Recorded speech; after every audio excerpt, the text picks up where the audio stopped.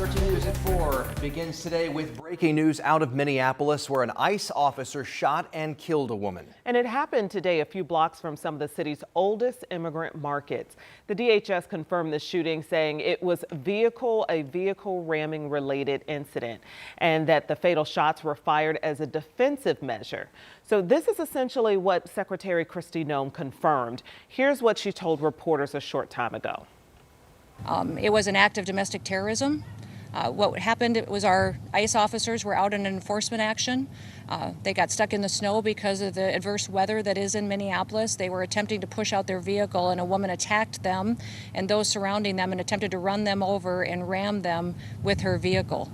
An officer of ours acted quickly and defensively shot to protect himself and the people around him. And my understanding is that she was hit and is deceased. However, Minneapolis Mayor Jacob Frey blasted that characterization and the federal deployment of more than 2,000 officers as part of the federal immigration crackdown. Here he is. To ICE, get out of Minneapolis. We do not want you here. Your stated reason for being in this city is to create some kind of safety, and you are doing exactly the opposite. People are being hurt. Families are being ripped apart. Long-term Minneapolis residents that have contributed so greatly to our city, to our culture, to our economy are being terrorized, and now somebody is dead. That's on you.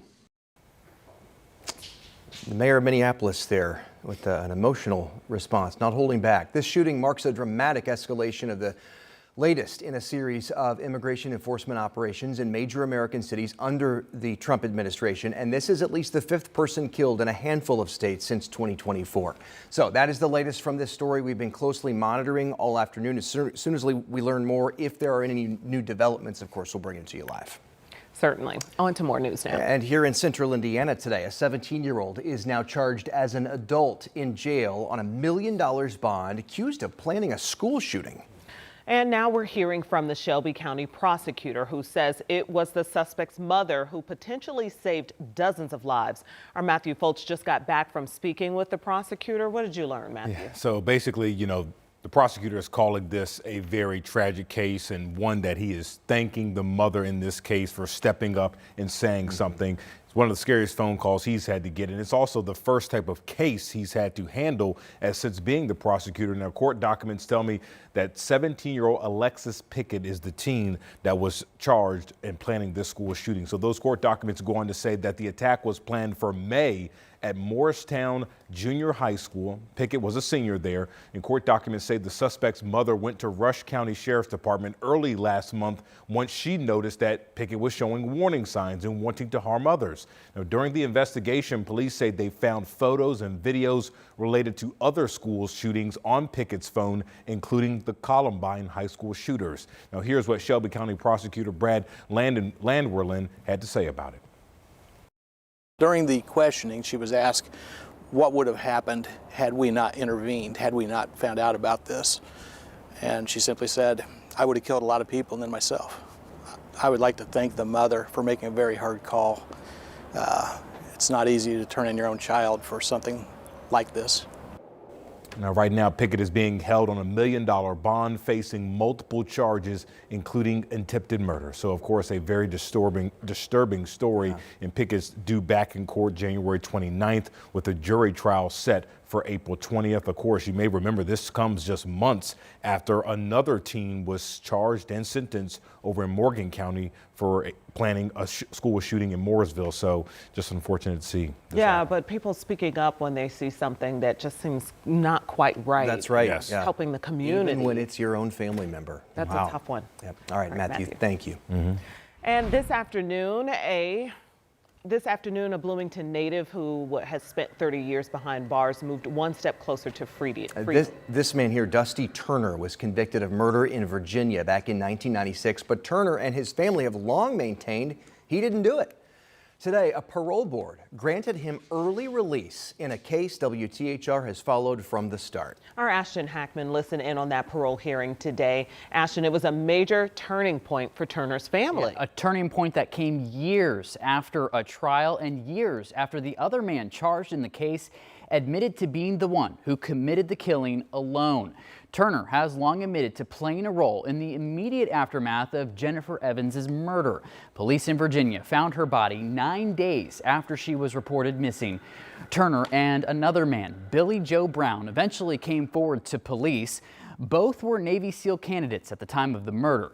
A jury convicted both of them in separate trials. Turner was given 82 years, Brown was handed 72. In 1999, 3 years after those convictions, Brown, under oath, admitted he alone had killed Evans, a confession not made public until 2002. Turner and his family have spent the last 3 decades since that confession arguing that Turner was wrongfully convicted. A 3-2 vote by a parole board today turned that plea into freedom. The Department of Corrections will now determine a timeline for Turner's release, but his family says their prayers have been answered. They are also acknowledging the heartbreak that all the wounds that might come up for Jennifer Evans's family. I did just get a copy of a statement from his family. They read in part, quote, "We look forward with great anticipation to the day now within reach when Dusty walks out of prison and is reunited in person with his loved ones for the first time since 1995. Again, the family of Dusty Turner, they're just in with that statement. But 13 News has been all over this story since it gained national attention, really got the ball moving, especially with that conviction in that confession, if you will, in 1999. I actually talked with the former WTHR reporter, Roger Harvey, who covered Dusty's case more than 2 decades ago. We'll have that part of the story coming up at 6, but truly just a remarkable turn. 30 years in the making. That family's got to be just elated. Yeah, to be able to right a wrong there and get their loved one back, essentially. Yeah. And at the same time, having lost, though, 3 decades, you don't get that back. There's grief all the way around. Ashton, thank you.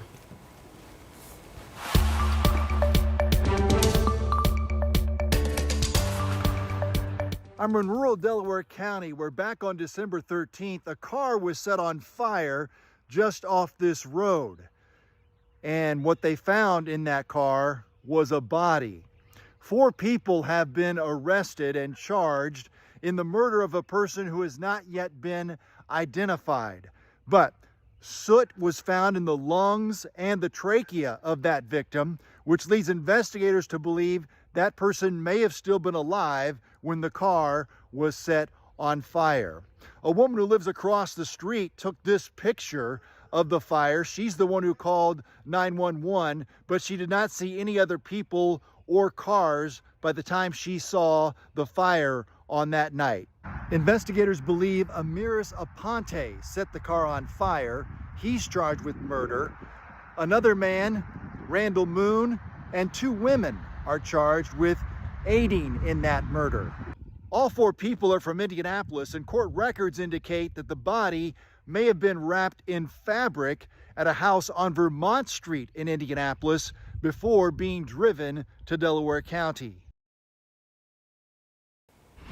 All right, so disturbing. Rich, thank you. Today, the State Highway Department cleared up reports that it's canceling more than 300 road projects. NDOT says the projects aren't actually being canceled, only delayed because there isn't enough money to pay for them. In a statement released today, NDOT said it, quote, remains committed to building and maintaining a safe and efficient transportation network for Hoosiers while being the best possible steward of taxpayer dollars. The agency has had to delay or modify projects due to factors like inflation, supply chain challenges, and decreasing gas tax revenue. To Hamilton County now, and an explosive crash this morning. This was on I-69. 1 person was killed. This was the scene near Cynthia Ann Road in Noblesville. This afternoon, state police confirmed an SUV crashed into the back of a truck carrying welding tanks that caught on fire, and then the whole thing just was engulfed in flames. You could see the flames and the smoke right there. The driver of the SUV died at the scene. The truck driver went to the hospital and was released shortly after. And a beautiful sunny day. It is warm, just as Angela promised, and she did also say that some rain is going to be on the way back to us. But a beautiful Wednesday. We got to enjoy the sunshine this afternoon. It is nice to have the sunshine, and yes, rain will return, but no washouts the next couple of days, and you want to get outside because 2 days in the 60s. All right. Yes. Ooh. Hear that? Yeah, 60s. sunny up. I did get a little parking lot walk today. Good for You didn't invite me. It was only 10 minutes. Oh, okay. Hey, 10 minutes of sunshine, we'll take it in January. This can typically be the darkest, the gloomiest, the coldest month of the year.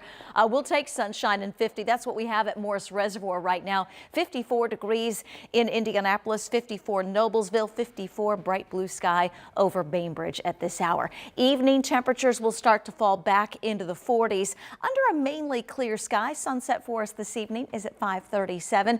Cloudy, warm, some heavy rain later in the day tomorrow night into early Friday, but temperatures most of the afternoon in the 50s and 60s both tomorrow and Friday. Both days we will be dodging some areas of rain, some wind, maybe some rumbles of thunder. You can see the weather system here with Future Track 13. Really, the bulk of it doesn't get here until later in the day tomorrow, so you will have some dry time, enough time to enjoy that 60-degree warmth on Thursday ahead of some rain, some wind, some rumbles of thunder Thursday night into early Friday. I'm going to have the local timeline and talk about the severe weather potential with this weather system to our south in a few minutes.